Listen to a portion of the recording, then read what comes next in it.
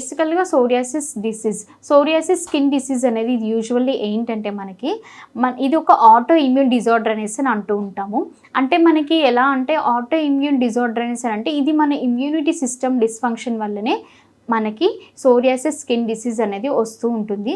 So usually ఇది ఒక chronic non infectious inflammatory skin disorder అని కూడా అంటూ ఉంటామండి. అంటే ఇది యూజువల్లీ ఏంటంటే మన బాడీలో స్కిన్ ఇన్ఫెక్షన్స్కి కాజ్ అయ్యే డిసీజ్ కాబట్టి సో అందుకని ఇది non infectious inflammatory skin disorder అనేసి అంటూ ఉంటున్నాం.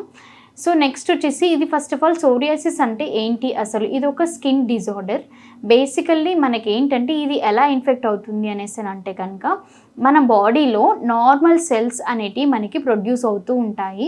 సో ఎప్పుడైతే ఈ నార్మల్ సెల్స్ కంటే ఆ రేంజ్ అంటే నార్మల్ సెల్స్ రేంజ్ కంటే ఎక్కువ రేంజ్లో మనకి ఎపిడర్మల్ సెల్స్ అనేటివి ప్రొడ్యూస్ అయినప్పుడు మన బాడీలో అప్పుడు మన బాడీలో ఈ చేంజెస్ అనేటివి వస్తూ ఉంటాయి.